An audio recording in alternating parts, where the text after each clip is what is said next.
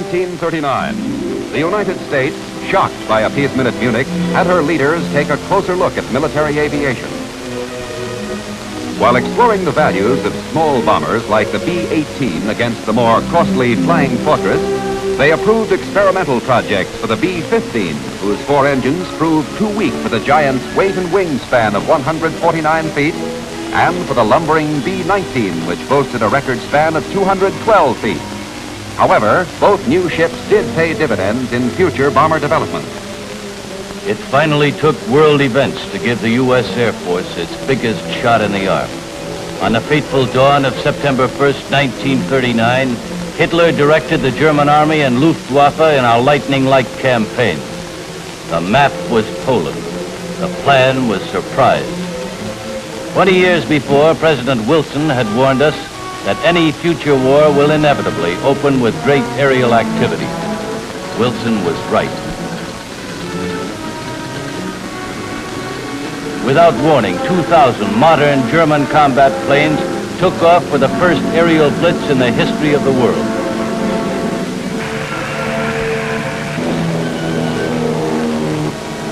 Poland died on its airfield. With this earth-shattering overture played by strafing Stuka bombers, World War II began. Ironically, the method the Germans followed in this Polish campaign was the same one by which we, on a far larger scale, would defeat Germany.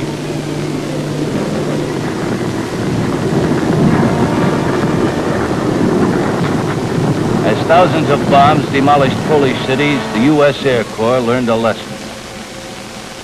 Now Hitler's threat, today Germany, tomorrow the world, was both believed and feared. In the United States, the President proclaimed a national emergency. We immediately put a huge expansion program into operation. It took no time at all before we ran out of facilities, as we raised air crew and other training goals. From an all-volunteer corps of 23,000 in 1939, we grew 100-fold as more volunteers and draftees joined up. Science helped us choose their specialties. There were physical as well as mental requirements for the hundreds of skills which we eventually taught to 2.5 million men and women who became our ground and air crews. We measured a man's oxygen needs as well as his muscular and mental coordination. We devised mechanical aptitude tests and general classification tests which indicated ability to learn in the many technical categories. As General Arnold declared, the Air Corps had to become the largest single educational organization in a very short time. We were an army of specialists. In schools all over the country, we learned our trades from experts and became airplane mechanics, cooks and bakers, communications men, bombardiers, armorers, meteorologists. We learned hundreds of technical jobs, and finally we were a tremendous team of skilled Americans who knew how to keep them flying. America's ability to mass-produce complex military aircraft was essentially a civilian miracle. However, in 1940, as in 1917, defense work didn't get started until late. War had stopped the wheels of industry, and conversion took time, valuable time. Many factors made the miracle possible. Waiting airplane designs, inexhaustible raw materials and highly adaptable industry, a variety of well-established aviation companies, willing defense workers, and a goal. I should like to see this nation geared up to the ability to turn out at least 50,000 planes a year.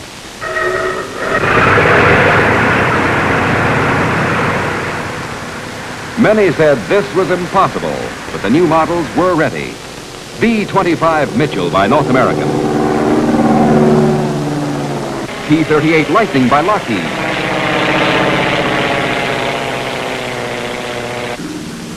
B-26 Marauder by Martin. P-39 Air Cobra by Bell. B-24 Liberator by Consolidated. And P-40 Kitty Hawk by Curtiss.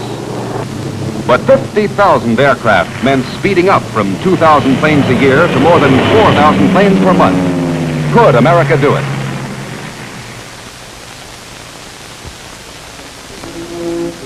When German forces, led by her Luftwaffe, began to overrun the map of Europe early in 1940, across Denmark and Norway, then southward, speeding over Holland and Belgium toward France, I, as a military observer, filed my reports. The air war that everyone feared had, in fact, started. The smirking Luftwaffe was repeating its Polish success as it paved the way for advancing panzers which crushed 3.5 million French soldiers. While German troops and airmen goose-stepped on the heart of Paris, the Luftwaffe was invincible. But the triumphs of 1939 and 40 had all been scored against weak opposition. After the French surrender, June 22nd, only the RAF remained for the Luftwaffe to conquer. A test of strength soon came, the battle for Britain. The Luftwaffe set to its task of controlling all Western Europe by crossing the Channel. German engines forecast a rain of death. The RAF was ready but outnumbered.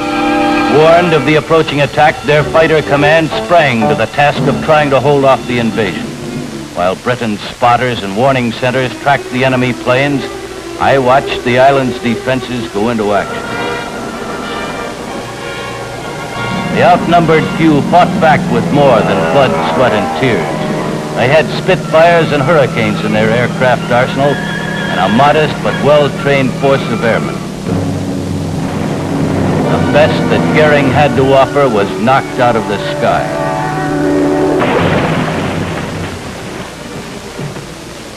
The Royal Air Force, outnumbered 2-1, fought the Luftwaffe to a standstill and chased them back across the Channel. Then Britain's warning centers reported that Goering switched to night raids. London was still the main target, but the people had learned to take it.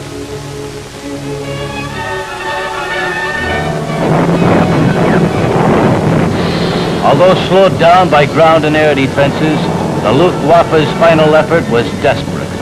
Her repeated night raids on southern ports and shipping were furious, but Britain was saved. Out of the London Blitz came new cooperation with friendly nations for U.S. air defense. The President revealed an agreement transferring 50 overage destroyers to Great Britain in exchange for the right to establish air and naval bases at 8 key points.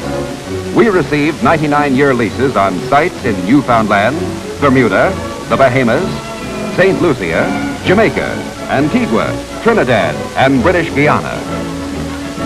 For bases such as these, late in 1941, Army engineers began to practice building airfields in a hurry, a job they eventually did all around the world. At the Louisiana and Carolina maneuvers, steel carpets for airplanes were tried with excellent results. Air leaders called these landing mats the year's greatest achievement in aviation. Rivalry between Air Commanders William Kepner and Asa Duncan was keen, and every effort was made to simulate actual war conditions as they existed in Europe at the moment. Except that Hitler didn't use sacks of flour.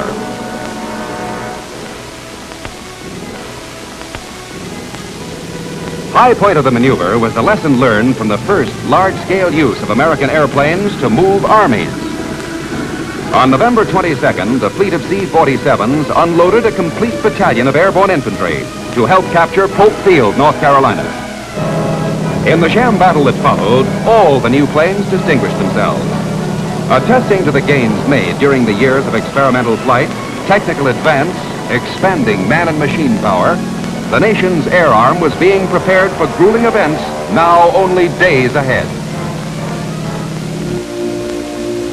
December 6, 1941, Honolulu. Although alerted, the city went about its business in the usual way. December 6, 1941, Hamilton Field, California. We were under orders to get every available B-17 to the Philippine Islands.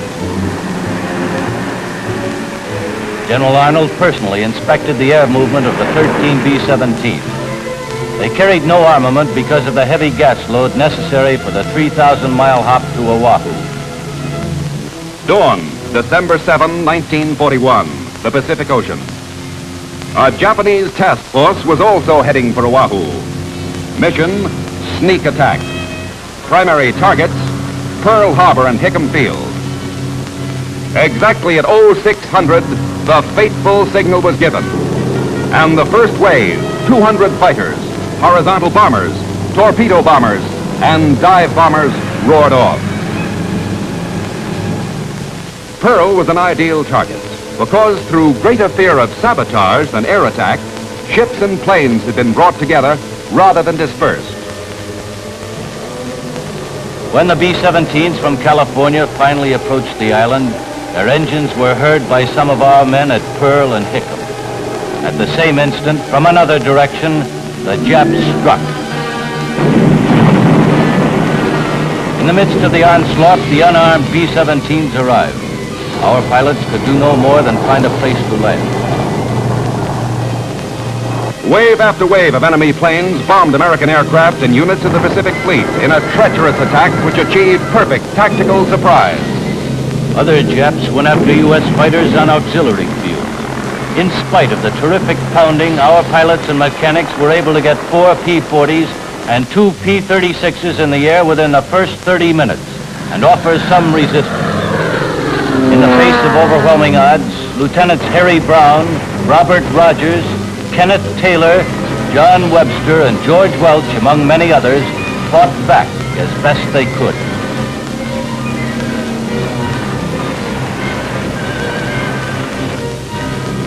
At the end of the single air attack, the United States had suffered a crushing blow, and the nation was at war. The Jap squadrons returned to their carriers with a loss of only 49 planes, a cheap price for so great a victory. Although America had paid heavily for being unprepared, the U.S. Air Force, led by men like Hap Arnold, began to rise from the disaster. We are faced with a tough job, but I know that we can do it. And with all due reverence, I say, by God, we will do it.